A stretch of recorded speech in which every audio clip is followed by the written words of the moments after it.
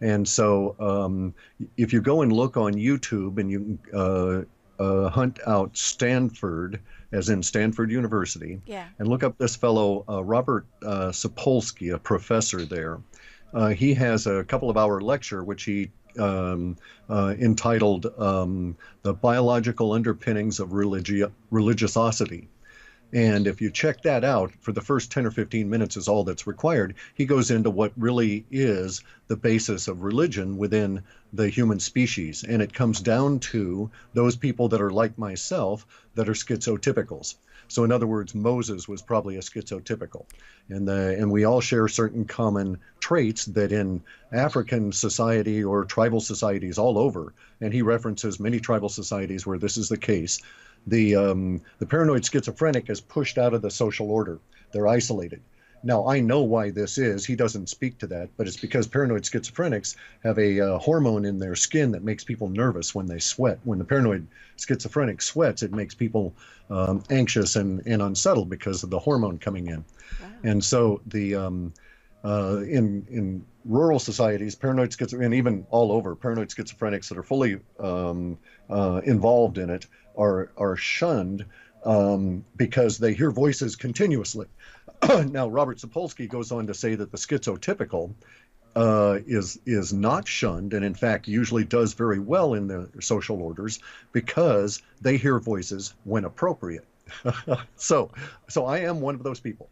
And it's not like I hear voices or any of those sorts of things, but it is just a metaphor for a way of thinking. And so you find that true shaman share certain genetic characteristics, and they're basically forced into it because the nature of their interaction with the rest of the social order, that is to say, people that are not schizotypical, is less than comfortable. So we're sort of self-isolating, but not as bad as real schizophrenics and this kind of a thing.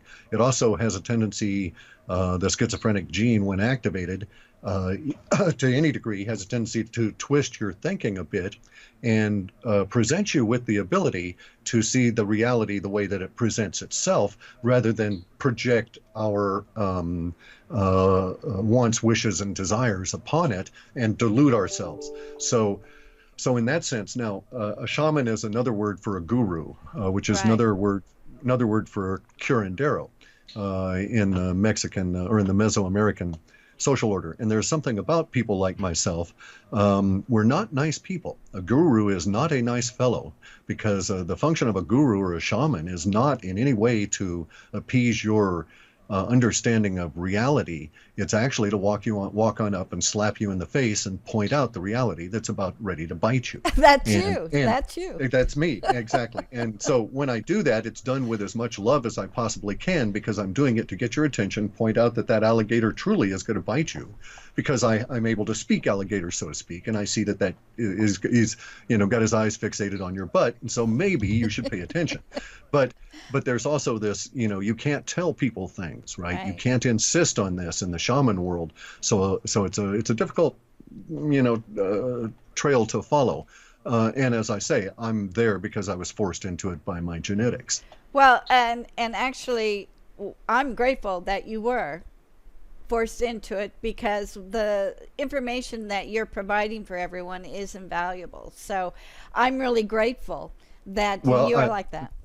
yeah, thank you for that. And I'm grateful that it's not wasted. Okay, Mm. that in other words, universe had a purpose for me, and I'm fulfilling its purpose as best I can. And as a result of that, I get some feedback that says, from universe, as you just did, that hey, you're doing an okay job. This is what you're supposed to be doing. You are doing a really great job. So I want you to tell all of the listeners who may not know about you yet, the formula that you devised with words and the computer bots and the predictive qualities that you are coming up with. I mean, you were the one who came out and said, "Look, Trump's going to win." Yeah. Oh, And that was and yeah. it was like And a landslide, and you were absolutely right on target. it's because of the linguistics, and basically here's the functioning premise. Okay, Uh-huh. the functioning premise is that all humans are psychic. I can prove this so many ways that I don't even bother anymore. If you don't understand that, I don't have time to discuss it with you. You need to go and get a little bit educated. So all humans are psychic, but the vast majority of humans deny they're psychic, and they're not aware they're psychic, but the psychicness will leak out. And what my system does is to track that within their choices of words. And so here's something I discovered when I was doing some work on big computer systems. I discovered that people are creatures of habit to a degree that informs and shapes their language and its use thereof. So as English-speaking people, we might have 120,000 English words internalized. We know the meaning of them. We feel reasonably comfortable using them. We feel we pronounce them correctly and don't have any problems saying them in a social setting.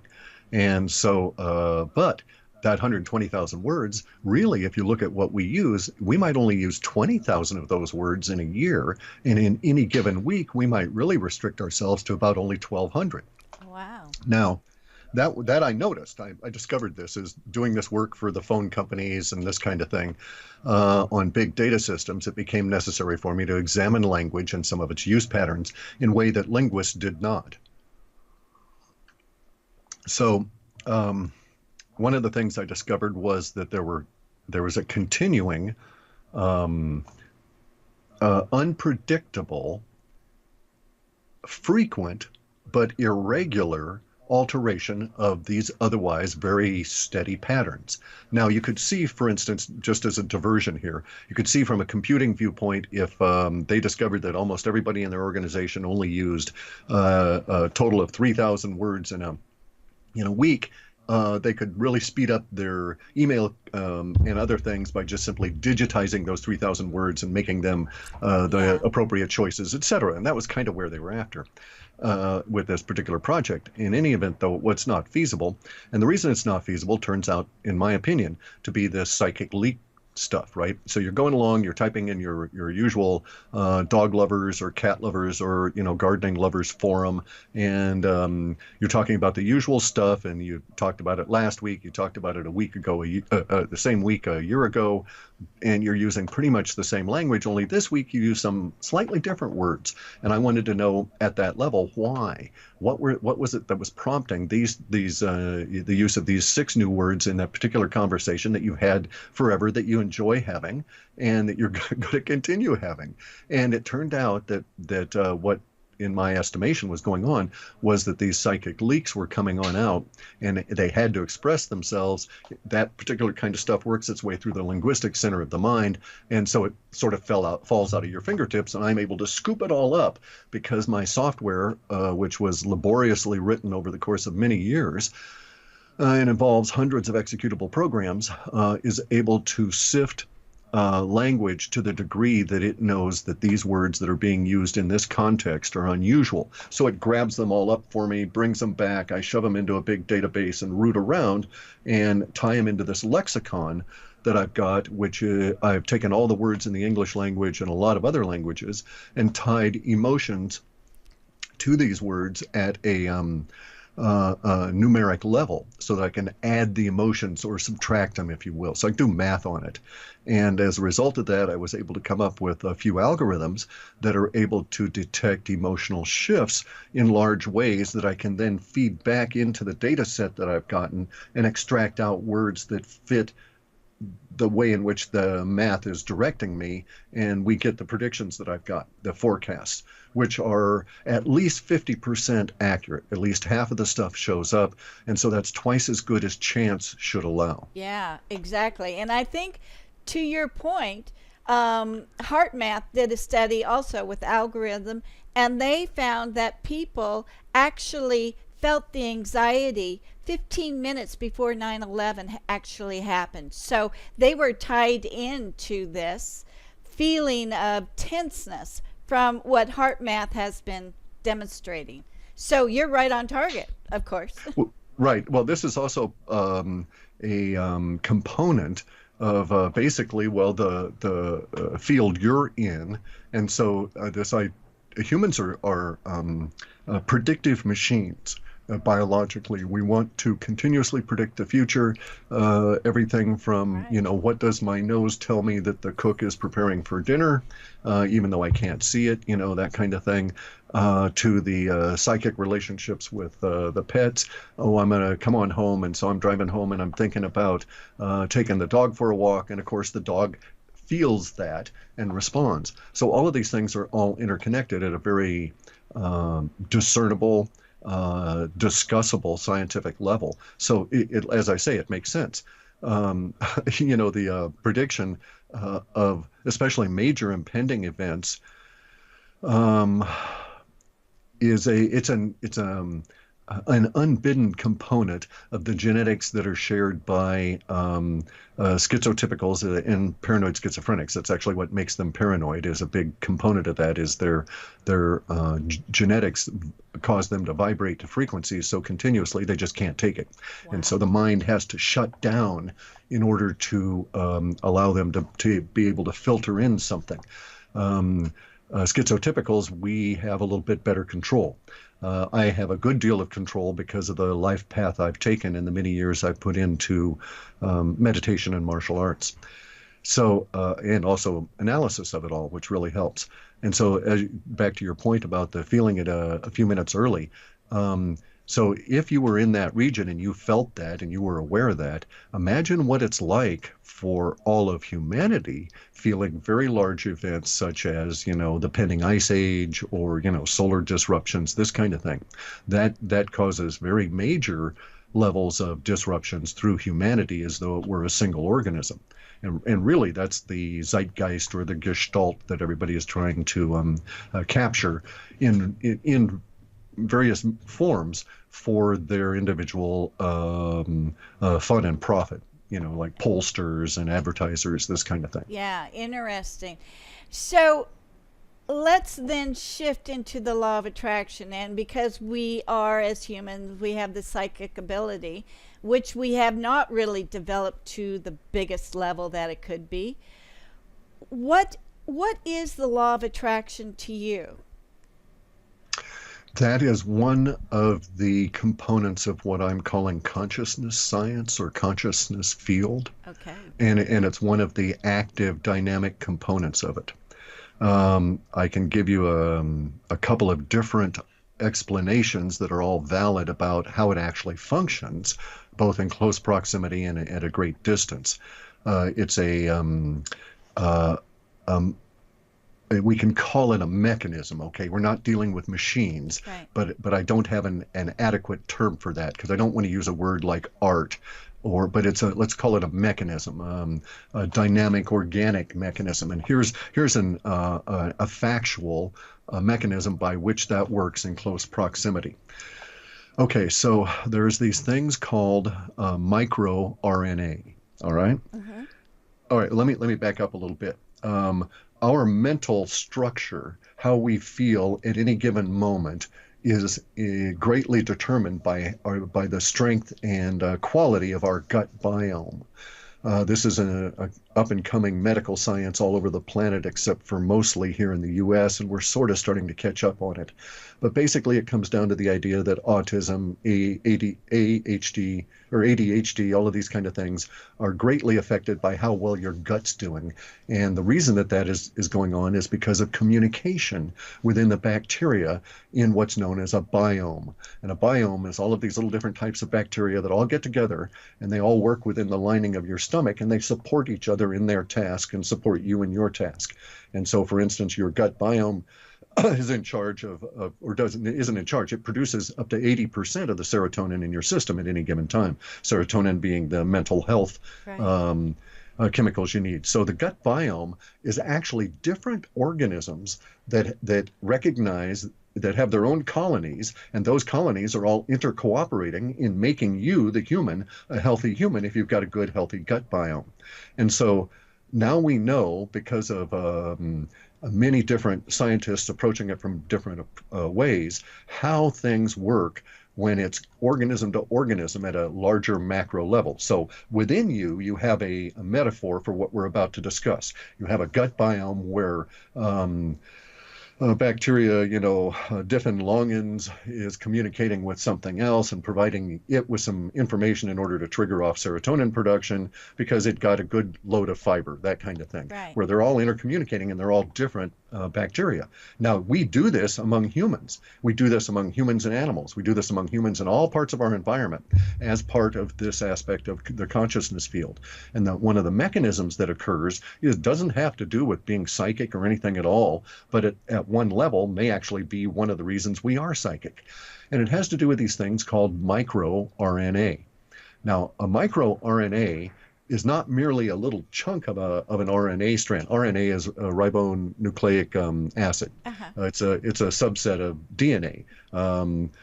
Deoxyribonucleic acid, okay? And so the RNA they've discovered is actually one of, maybe there's many more, but they know for sure that microRNA is like a little trigger or a switch that causes the epigenetic reaction to occur. So somebody that had paranoid schizophrenic tendencies like myself built into the gene is perfectly normal unless those genes are flipped on. So in my brother's case, it got flipped on. In my case, it got flipped on partially, maybe. Excuse me, it's been very dusty here. Anyway, so the microRNA is what communicates between organisms. The microRNA communicates at the level of colony of bacteria to other colony as opposed to little bacteria to little bacteria. But each of the bacteria that receive the microRNA take it as a form of communication, respond to it, and then alter their reaction to the environment. It is actually the mechanism that many of the behavioral scientists are looking at as being the mechanism of adaptation and evolution to your local environment. And we get these microRNAs everywhere continuously. And we get them in the form of in our food. They pass through the gut, and they actually are absorbed by the bacteria within our gut, and so are transmitted through the vagus nerve back up into our brain and cause brain changes within us. So that is a level at which you can respond to the microRNAs of another person and feel that instant chemistry. Makes sense, right? Right. That's the feeling. You also get these things wafting. The microRNA is also communicated in hormones and pheromones. So, as a result of which, that's where you get that, how do I want to say it, that sort of electrifying feeling that is a response to someone else that you're sure is in the room. You're a little bit heightened, the hair on the back of your neck stands up, that kind of thing. Right. And there's some kind of anticipation there without understanding or being able to fixate it on an individual. Interesting. Right. Now the consciousness, so that's actually The physical being. Correct. Okay. So that's a physical component of this. Now, humans are not just the solid matter. We have many envelopes, let's call them atmospheres, around us. These atmospheres are the reported energy bodies and this kind of thing that you see with auras. Hang on a second. Just been terrible here for dust. Chemtrails? Exactly. Yeah. And I've been out in them. So, yeah, exactly. So it's just a real problem. Okay. So, in the conscious field, consciousness science business, it's kind of a, it's going to really develop. It's going to be a really cool new science for a lot of things because it'll be at the base of some of these field sciences that are going to develop. But consciousness science is deriving a great deal from physics, trying to exclude it from experiments. So there are some physics experiments that they know mathematically should produce 26 variables in the outcome, should be one of 26 options. When they run these experiments for real and you have a human anywhere near it, that probability field that they call it collapses down to 4. This experiment, no matter how often they do it, no matter what conditions, if there's a human near it, they'll only get one of 4 answers. But if they're able to take this experiment, put it into a box, have a remote switch that's on a timer, that timer is triggered by a magnet that's flipped over accidentally by a hamster doing his wheel, so you have no idea when it's going to occur. When they do that, then they get that range of the other 22 potential things also showing up. And so they're able to note that it is indeed consciousness that's affecting this. But they never go on to think about, well, geez, that tells us a whole lot of something maybe we want to go and investigate. Yeah. So anyway, they're trying to exclude it. Same thing with the quantum computer guys all around the planet. The quantum people into quantum mechanics are trying to exclude consciousness because it mucks up their strangeness. Now, if you look at it the other way, though, and look at what they're trying to exclude, that actually is telling us something about how these mechanisms work. So imagine you're in a situation where you're, it's sort of like vibes, the term from the 70s, right? And you go to a situation where you're in a complex social environment, business, work, partying, it doesn't really matter. And you're in that have to interact phase of it all, and you're looking around for someone to relate to. All of a sudden you'll see someone look back at you, right? And it's because you looked at them and you recognize that they're looking back at you because you looked at them. You're so observing, there is yeah. Okay, but this is also a situation of actual touching at a distance with consciousness. Wow. And okay, and you can prove this to yourself. If you wanted to get some people that were really interested in it, and you were going to go have like a bus ride or something, you could sit in the back of the bus and get everybody to focus their attention, just focus their consciousness on someone in the front of the bus who's looking the other way, just to see if they'll turn around, and sure enough, they do. And everybody experiences it. You know who's calling before you even see the ID on the phone, this kind of a deal. Okay, so this is actually the active manifestation of that consciousness expression that we see in a more passive state with the physicists trying to keep it out of their experiments. Wow. So it's an actual manifestation. So then, can you clarify a little bit more? The average human being has the power to manifest through the energy around. Is that not correct, or is it correct? Perfectly correct. 100% correct. So every human has that potential. We have that potential, but we don't always exercise it, or we get stuck in the fear and anything else that may prevent us from going. Or do we manifest the fear as well? There you go. That's it. See, that's part of how universe works, is that if you get stuck in that vibration of fear and negativity, then your conscious manifestation of that will reflect that. It's as though you've laid a negativity filter over you, and your consciousness has to go through it, and it gets polarized by that negativity filter. And that's why, from a business viewpoint, right, you'd go to some of these meetings, especially old conferences and stuff, and you see some of these speakers that are smart enough when they come on in 2 or 3 hours into the meeting, to get everybody up physically, have them do some simple activities, get the blood flowing is what they're saying. But it's also a little bit more than that. It's this level of entrainment to where you're getting everybody's filters polarized to that of the speaker. And what he's attempting to do is make them more receptive, he or she, make them more receptive to the message being put out. Right. And so we do this, though, if you're in a grumbly mood, and people can reinforce that, or people can actually put a grumbling mood on you through your consciousness. And they've done experiments where they'd have college students come on in and either compliment or criticize their test subject. And that test subject later on, unbeknownst to that subject, would then be queried as to how their day went and tabulated. And if the people came on in and said, boy, your colors are really off, or, you look funny, or, what a funny looking shirt you're wearing, that kind of thing, then their emotions for the day goes down. It's because of the conscious filter that they're putting on.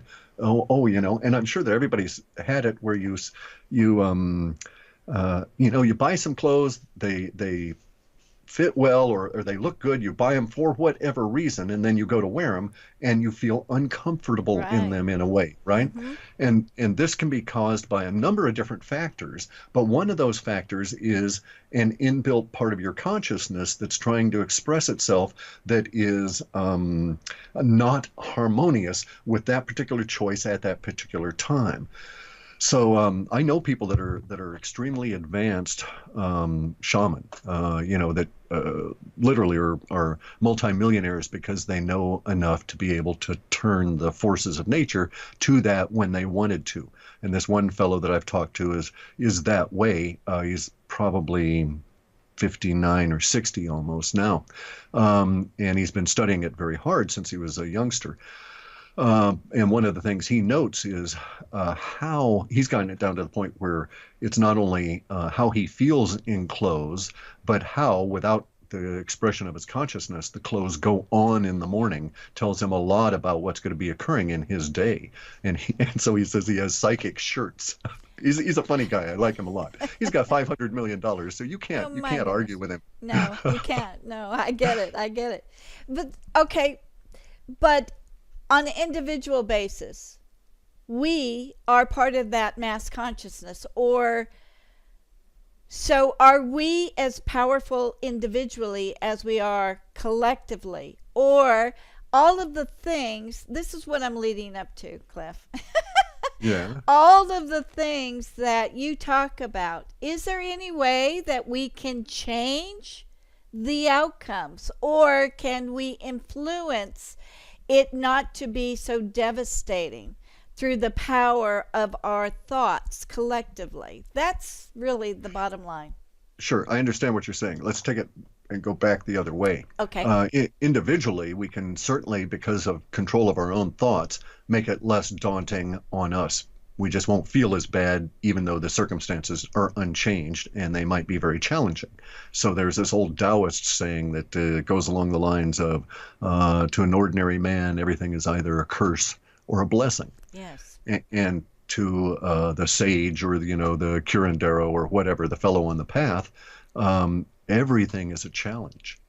Okay, because you recognize that there's just different challenges in the blessing as opposed to the curse. And essentially, you're there continuously having to deal with it all. So at that level, your thoughts control how you deal with something. And so you can see all curses as a blessing, and that's the first step. And then you see all blessings as a challenge. And then the third step is to see basically all of life as a challenge at that particular level. It doesn't mean that it's negative or anything. It just means that you have a different appreciation for the energies involved. So certainly our own thoughts and our own conscious expression of those thoughts impact how we appreciate and accept the future. Now, collectively, that's also going to work just at a very simpatico kind of level. Okay, so let's back up to our gut bacteria discussion real quick. Okay. One of the ways that the bacteria communicate in the gut is through these microRNAs. They receive them and then they release them. So they get a message and then they may alter the message and send it on to the next group. Another way that they communicate to us as our body, not only with the microRNAs, is what's known as biophotons. Okay, so your body continually produces light constantly. And you can see that's the light you see when you close your eyes. You're actually perceiving not false light, but what are known as biophotons. And this is your eyes themselves that are creating these small little particles of light. It is supposed that these biophotons are used to write instructions in our DNA and other components of our structure, the same way that we use light to write instructions on an optical disc with little bursts of light. And so it makes a lot of sense when you think about it that way. Now, biophotons are really interesting because they can be transmitted. They are continuously transmitted from one organism to all other organisms around it. And this is part of that communication and cross-connection level, the actual mechanism, if we want to use that term, by which you can attract someone's attention by looking at them. You're actually focusing and sending biophotons to them, which they'll receive and want to respond to. And that's one of the mechanisms by which this works. Now, biophotons are more usually connected with little short bits of information carrying within your DNA. But we know from Carillion photography all the way through modern different kinds of photography that we're continuously emitting these biophotons. And so the reaction of people at I don't want to use the word unconscious. Everybody uses that word and they say, well, at the unconscious level, and that's real. There is no such thing. So I want to use the word that is at the less than aware. Okay, at the unaware level, we're passing out our feelings in these biophotons. So if you've got a good key, if you've got good energy and all that kind of stuff, and you go into a room, you can actually make everybody in that room happier and feeling better because you're emitting the biophotons, which they're picking up. It makes their organism feel better and so on. And so there is this spreading effect. Now, we know that this effect exists all throughout nature. And so they go and they cut trees in the forest, and they come back a year later, and the stumps are still there. They're growing new sprouting new trees out of them and so on. And the question has always been, how did that stump survive without the total Cambian rhythm of and all of this? And well, it turns out that all the trees in the nearby area shift their sugar sending patterns to send that stump sugar water through the mycelium. That's the fungus that joins all the roots of all the trees. Oh my goodness. Yeah, we're in big tree country up here, so I know a lot about trees. anyway, so that works with humans as well. And so they've actually been able to look at a biophoton exchange between humans in a social environment. But get this, and this wasn't us, this was, I want to say Hungary, in somewhere in Eastern Europe that they did this experiment. But one of the things they had to do was they had to exclude knowledge that the experiment was going on from all the people involved, because it turned out when the people, their first choice of people involved in there, knew they were being experimented on and had it all explained to them, they actually were like clamping down on their biophotons and not sending them out in the ordinary way, because they knew they were being observed. So the consciousness of themselves intruded on the experiment. So they had to get rid of all those people and get in some people and tell them they were doing something else. But they examined the handing of biophotons through people, and it was quite amazing seeing this. When you see it on the, I don't know if it's out on the internet per se, because I saw it in a business environment, but it's you actually see like an infrared sort of a photo or a video, and you see the little sparks going between the people. You don't see the people as other than dark blobs. And it's absolutely fascinating to watch this go on over the course of a half an hour meeting. So we see that in terms of you can make people feel better around you, you can get them prepared, and sort of that's kind of like what I'm doing in terms of the nature of my work, right? The whole thing is, I think it'll be a lot more pleasant for me to exist if everybody around me is not running around, excuse the expression, batshit crazy because of something that's coming or is happening at the moment, right? Okay, but can we influence that to be more gentle? Yes. Okay, so that can be done. Okay. There's caveats to this, though, okay? So because it's very complex, we have to go into it knowing that we have no idea what the unintended consequences may be from such an attempt. And they might be worse. So speaking from a Taoist perspective here, yes, we could all focus our energies together and divert that hurricane and thus save XYZ city from getting a hurricane. But should we? Because maybe we're going to also alter the changing of the thermal patterns of the planet such that what we just did was not a good thing. And then there's the other level as well. Humans have the consciousness filter, but we're very complex organisms. Right. We are consciousness that's in a physical material body. In this physical material body with these envelopes of the psychic levels around us, our energy levels, the auras, and so on, we also have with us what we call karma or karman. It's a little particle that comes to you when you do action. And that's what the word means, is action and karma. And it's sort of the residual effect of not a bad thought, but an uncompleted thought. And so there will be karmic repercussions to doing so, both at an individual level and at a collective level. So yes, it's certainly is possible, and we might even get really good at it, where maybe all the humans on the planet could focus all their energy, and we might be able to turn the moon orange for something, just as an idea here, right? But should we? That's the Yeah. question. Should we do this? I'm uncertain about big stuff like that always, because I see the impact of Carmen's at a small level, and I know we're building them up at a giant level, and that actually forces us to have to deal with things. So if you consider the consciousness field idea, then we are uniquely isolated conscious cells of consciousness that are inside physical bodies that are having actions, that are collecting karma on those actions. Now, I'll just say it whether it's accepted or not, but we carry the karmans in a distilled form from life to life. And we carry these with us for a purpose. It's not just to punish us or something, right? It's because we have these unfulfilled thoughts, unfulfilled actions, where we didn't address whatever it was universe wanted us to address. And that's our choice. We don't have to deal with it. You can put it off as many lives as you want. But in doing so, you collect these karmans and you bring it with you from life to life to life, and that grows over time. So maybe the people in that town that was going to be hit by that hurricane needed, some of them anyway, to be hit by that hurricane in order to cleanse off some of their thoughts, their fears, apprehensions, who knows what, right? About dealing with weather. I'm just making this a simplistic example. Now, this is really fascinating, and you're bringing up some great points. So the reason why we came to this planet is to learn and to cleanse ourselves, and so that we can go forward. So that we can progress. Correct. Progress. That's Yes. the better word. Okay. Yeah.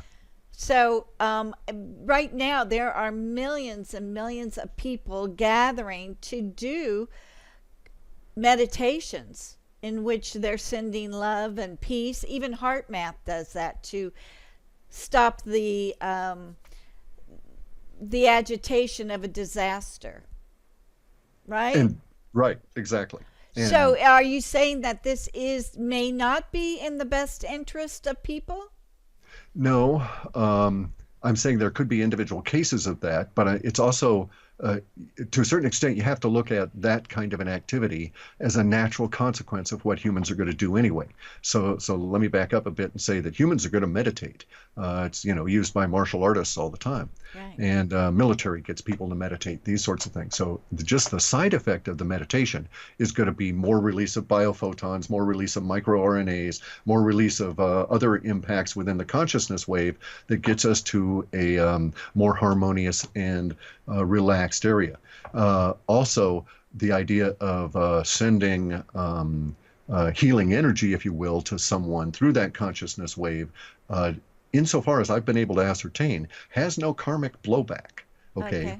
Even so, there's appears. I mean, you can actually go and, as an aside, you can go and look into the Jain religion, Jain, and I can't think of the guy's name. I've got the book here somewhere, but there's this German fellow who's an adherent to that religion that went to the trouble of categorizing karma, the individual karman particles, how it all works and what it accrues to, and how you basically, it's sort of like in a video game, it's if you do this you're going to get 20 karmans, but if you do that you'll only get 2.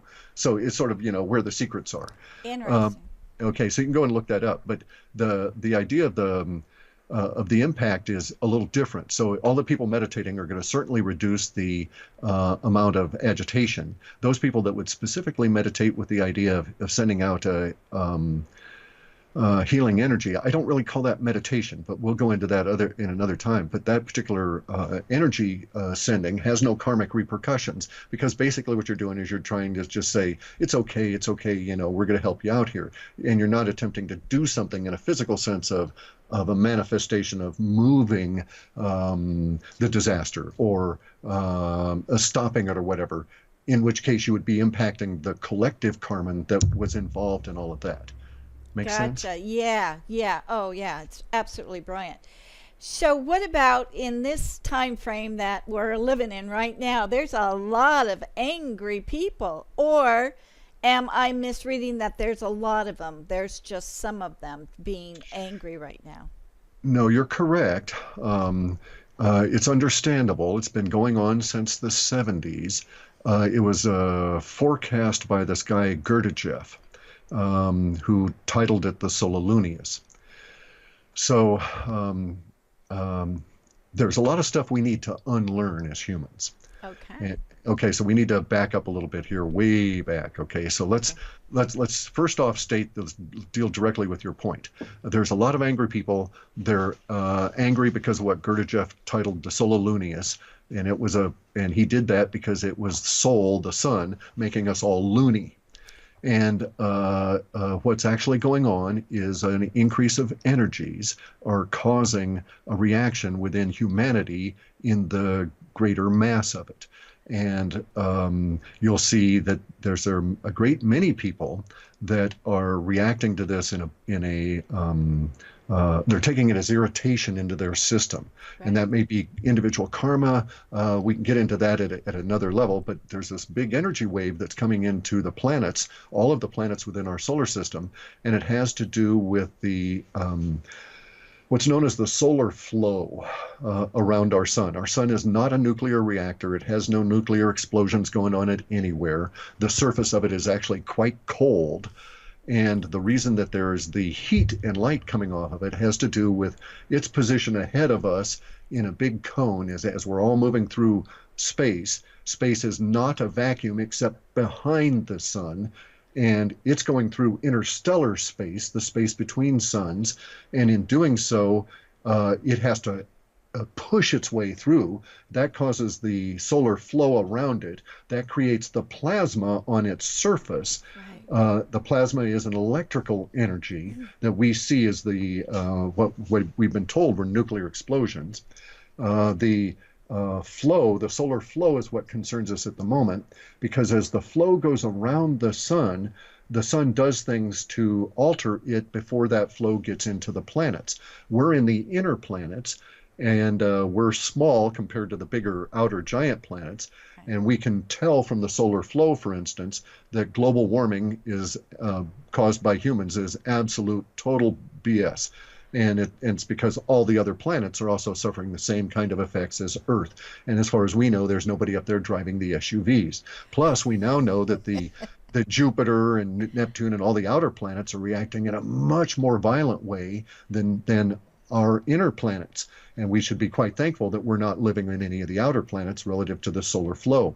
Now, the solar flow is, the flow is increasing, which is actually going to cause us to have an ice age, because it means that the sun is weakening its impact on the solar flow, the cosmic rays that are coming around it, which are going to cause more clouds and shed more heat. We're going to lose light. We're going to go into an ice age. But it is also that same solar flow at all of the different energetic levels, and this is electrical energy. It's not just light. It includes sound, and it includes X-rays and all of the other kinds of energies you can think of, and millions we haven't even decided names for yet. And those are all impacting us, and people through their individual karma and their individual bodies are reacting good, bad, or indifferently. And that's what's going on. That's why there's more turmoil at the moment and so on. And this is part of a 420-year pattern that if you, or cycle, and if you looked at this cycle, the last instance of it was the Maunder minimum, a small ice age. And that if you'll also look at the historical records of the Maunder minimum, prior to that period of time, there was a huge amount of turmoil, migrations and so on that brought nasty, brutal conflict around the world as we see now. And in many cases, we're seeing it in the sort of the same places. Wow. Wow. So you are saying that we're going to have an ice age. Correct. Which I've heard this time and time again, and I'm glad to hear that all the anger is just not brought by one man with Trump being elected. So I'm delighted to hear that. So tell us, when is this ice age supposed to hit? Well, it's going to be it's actually starting now. So it started last year, 2015, insofar as a particular metric, which is the solar irradiance. The annual total solar irradiance dropped precipitously in that period of time. Carbon dioxide went up. Carbon dioxide is always a following indicator. It always rises during in a brief burst during the cooling period when the rest of the planet is cooling. The carbon dioxide is given off, and then it's reabsorbed by the oceans at that point. And so we have several different things that are affecting us as to the ice age. So by 2022, we will have been 1 year into the new solar minimum.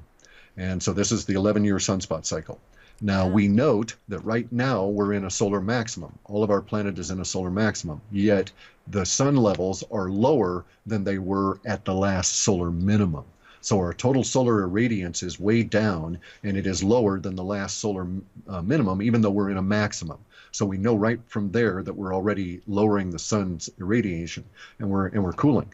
Then we're going to go into this other part of the solar cycle where we should have the solar minimum and cooling. And this is that 22-year sunspot cycle that's split in half, and we're going to be into the cooling cycle of it starting in 2022. On top of that, we have another situation where Earth's orbit is pretty circular behind the sun as we go through space. Right. But every 400 years, these very slow-moving planets, Jupiter and Saturn, which usually are directly opposite each other with the sun in the middle relative to their rotations, they're going to be at a point where they're sort of close to each other around the sun. When they do that, they're going to cause the Earth's orbit to bulge out. In fact, it's already doing so. So in 2015, that bulge started creeping out a bit.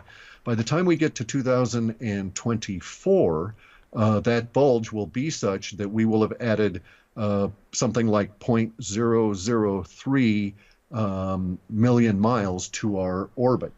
Just enough in the bulge to cooperate with the minimum solar cycle. Now, minimum solar cycle aside, if the sunspot cycle was at its maximum and just blazing, we would still be going into an ice age period of time, because the bulge of our Earth is taking us away from the sun, and it will reduce our solar exposure by 1/8 between now and 2024. So we'll lose 1/8 of our solar exposure, and we weren't very maximally getting exposed anyway, because the metric that they're using is 2014, which was right at the cusp of us going into this period. So we have those two elements going together, and then we should find out by 2028 if we have this longer 100,000-year cycle in there. So we have the 22-year cycle, the 420-year cycle with the planets, and there may also be a 120,000-year cycle that pulls us into an even deeper ice age. Now, the real effects are going to be felt in food production before anything, because that's the most sensitive. So that's why I've been harping everybody should, get greenhouses, especially if you're in the northern hemisphere, grow food under glass. The reason that you need to do this is because the effects of the ice age are going to be longer, deeper, colder winters, less fall and less spring, and very brief, probably quite intense summers. Even though we're going to have solar irradiation down, the flow around the sun, because the sun weakens, actually means we get in a lot more energy, conversely. But it's not necessarily good energy, because it's coming in the form of cosmic rays and other kinds of energy that cause changes in our environment without promoting plant growth. Oh, good. Okay, so we have got to go indoors with our food production. So we're going to have longer winters, heavier winters, and so we've got to pay for the electricity to heat us, or are we just going to use fire? Well, no, actually the data sets show that we're in a transition period, and I don't have, because it's out far enough, I don't have data that takes us out in any kind of details into the 2020s. But we're right at a juxtaposition point here, where if we don't face reality and deal with the developing ice age, and face the weather and planetary degradation, then the species is facing a level of extinction, not because of what we're doing, but because we would be delusionary and not reacting to the climate changes that are already causing food crises. So you'll note, for instance, that food is up, fresh vegetables are up 5 times in cost in Northern Europe this year because of the climate problems that destroyed the southern European vegetable crops. That may happen here at any time in the United States. We were lucky this year that we could send them some vegetables, but even so, you had black markets running, you had, heads of lettuce 5 times the cost, and this is just the start of it. So the expectation is that we'll see, in an unaware population, you would see things like the yellow horde, the Mongol horde that moved through basically down Siberia, came out of Mongolia into the warmer southern regions because of the ice age conditions that were the climate conditions that forced them down. And so we would react that same way if we don't think about it. We would react badly. Now, if you'll notice, the Chinese have been preparing for this for a number of years, Really? decades perhaps. You have lots and lots and lots of people, especially in the business world, that can only see just so far. I'm not saying they're stupid or anything like that. I'm just saying that their vision is limited. And so they see all these Chinese ghost cities as being an example of construction industry run wild that couldn't be reined in. Right. But if you look at what they're doing strategically, where these cities are being placed and so on, and the efforts that the Chinese are attempting to do to terraform northwestern China, specifically northwestern China, because it's a key indicator, which I won't get into, but nonetheless, all these cities and so forth are part of a larger design for large mass of their population to have to move south. Wow. And so I you'd be didn't know foolish that. not to plan for that if you knew that was coming. And Wow. so this is an example of a mature social order. We don't live in a mature social order. We live in a social order that in the United States, a USA pop, that's been run by very immature minds, and they are pedophiles. That Right. pedophilic mind, by its very nature, is extremely immature and is incapable of facing reality. It is incapable of dealing with its own, in the male, with its own testosterone, and dealing with a view of reality as a discrete and as a being of integrity. Now, in integrity, there's 3 components to that: thought, word, and deed. All go to the same point. So people like me because I have integrity. All of my thoughts are Right. woo woo. Everything I do is woo woo, etc. Right? Yeah, okay. But pedophiles are not like that. They have to live the mask, and they have no integrity whatsoever. And that mindset does not allow them to structure anything, including our social order, to face that reality. So if you put them in as the sociopaths that are supporting the psychopaths who don't care that humanity is going to die or faces the big problem, then we get to the immature society that we live in. Unlike the social order that we've got in China, and other countries are also coming to the same realization that it's not global warming we need to fear, it is in fact the ice age. Now there's one other thing to say about this, okay? Never in human history, never in Earth's history, let alone humans, never in Earth's history has there ever been a time where we flipped into the dire forecast that has been put out by the warmists, those people that have the paradigm of global warming. That forecast that they're putting out has never, ever occurred on this planet. And every single time we've come to the precipice of flipping into a Venus kind of a state, Earth always perpetually slips back into the alternative, which is the cold period. And it reabsorbs all the carbon dioxide into the oceans and creates the methane, and there's all of these other effects that go on. So there's no reason to ever suppose that we would ever flip into the global warmist nightmare. And there's another aspect of that, not only of the pedophilic sociopaths and their masters, the psychopaths, been lying to us about all of the carbon data for years and all the weather data. We have actual sedimentary records now from China and from other countries that show that the planet has had 440 and greater parts per million carbon dioxide concentration in the atmosphere in the past, and it never went into Venus. And we now know it's because carbon dioxide is a lagging indicator. If you take it as a leading indicator, it's a sign of poor science. Wow. Real fast, before our time runs out, we're going to, in February, March, April, and you've suggested the next 5 years, we're going to have some economic issues to deal with. Correct? Correct, yes. And why is that? That's because the U.S. Well, yeah, at its core, that's exactly what it is. We've been occupied by a giant squid that has its tentacles all around the planet. The brain of the squid is a psychopath. All of its arms are banks. And the banks are not banks that actually deal in wealth. They deal in debt. They issue money based on debt. They further compound it by having a fractional amount of debt they need to issue huge amounts of money, currency, which is based on debt. And at some point, there's no value in that, and we've actually reached that point now. Right. In 1913, when they brought in the Fed, Federal Reserve Bank, which is not part of the government, has no reserves, and isn't a bank, but is really a lobbying organization, when they brought that in, the U.S. dollar at that point had $1 worth of value. Now, we're lucky if you can actually squeeze a penny's worth of value out of the U.S. dollar, and they're about to hyperinflate the rest of it away. So it's currency death that we have to go through.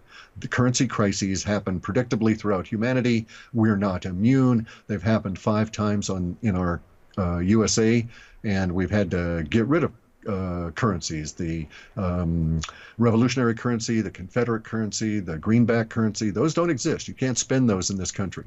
And as we see, it can just take a whim, and all of a sudden, as in India, you can't spend your currency. And when that kind of stuff happens here, we will have the kind of chaos that's in India at this point. And we're going to have to deal with the aftermath of it for years, because the psychopaths and their minions, the sociopaths, they don't think very well, and they're not thinking in our interests. And so we're going to have to, kick their butts, get them out of the way, and then muddle through for some kind of a solution, because people are not planning for it. So can we do something like Iceland, in which we kicked out and actually criminalized the banks? Sure, we could do that. It requires something that may not exist in the USA population, though, and that is a collective social will to do so. In Iceland, bear in mind, Iceland does not have a very diverse genetic population. And so that has a tendency to make their responses very strong, because once the idea settles in and is accepted, they all get it and they all move in the same direction. So once it was decided, there was not a 51-49 kind of a split about dealing with the banks. You notice it went immediately to like 93% wanted the banks criminalized. Right. We would need some level of political will to do that here. On the other hand, they're going to collapse no matter what. Putting the banks away would allow us to rebuild our economic order very rapidly, as opposed to just allowing them to collapse and having to sweep up the mess and then start to rebuild is going to take a lot of time. So if we had that will, yes, we could do that. We could just allow these too big to jail to fail, and then jail them, and then off we go, clean up the mess and start over again. But it's a personal choice. If you've ever had a nasty wound, like a burn, you can keep putting ice on the burn for a long time and delay dealing with that pain, but basically you're just making the pain spread out over a long period of time, because you've got too much heat into your system and you've got to shed it. So it's, in my way of thinking, just no ice, just take your pain, get it over with. And that's what we're facing. The options of dealing with the pain gradually diminishing over time and being there a long time, or getting serious about it, ripping the Band-Aid off, getting in there, let's cleanse the wound and start healing. I favor that approach. I don't know if we've got the political will to do it, though. Well, I'll tell you, that's where I'm going to be meditating on. All right. I mean, like, I don't want to go through all the difficult times. I'm of the age of, no, I want to have fun now. But I so appreciate what you're saying here. And I want to tell everybody that you have a report that you do monthly that projects out, and it shows what is your predictions. I mean, our forecasts. Okay, our forecasts. Okay. Yeah, there's a difference because we're doing it off of data sets. It's not like I'm predicting this. It's like we're gathering it and we have a forecast based on developing trends in the language. Okay, and people, I mean, I have signed up. I'm getting them monthly, and they are brilliant. Like 25 pages, and it's like incredible stuff. People, I want to send all of the listeners that if they're interested in finding out the economics of what's going to be happening rather shortly, what you should be doing, the Ice Age, all of this stuff that we've been talking about today, they can go to halfpasthuman.com and they can sign up for this and receive it every single month. And there's a minimum cost of $15, which is for all the work that you do on that report. Oh my goodness, it's absolutely brilliant. I strongly urge everyone to go do that, to go get those reports. You're going to be better prepared. And go ahead. You will be. I was going to say, you will be just reading it. It'll expand your thinking. Yeah, which is fabulous. Clif, this has been brilliant. I can't thank you enough. You have definitely opened my eyes, and I'm delighted, and I hope that you'll come back and share more, because this is exactly the things that people have to realize right now. If you enjoyed this video, put the likes and subscribe to the channel. Thank you for watching.